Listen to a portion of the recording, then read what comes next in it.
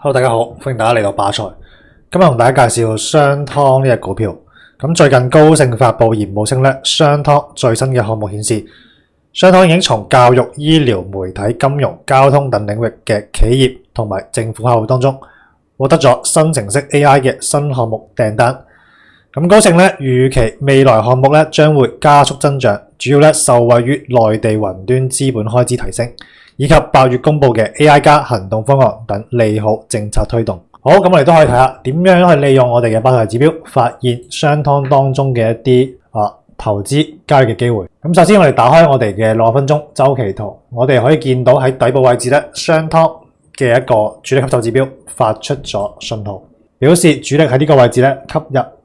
納咗大量商湯嘅一個股票嘅籌碼。咁後續商湯嘅一個主力手指標咧，亦都係由藍帶轉做黃帶，發出咗買入信號。同時莊家抬轎指標亦都係由無莊控盤轉為有莊控盤，發出買入信號。咁後續商湯都係迎嚟咗一個比較大嘅行情。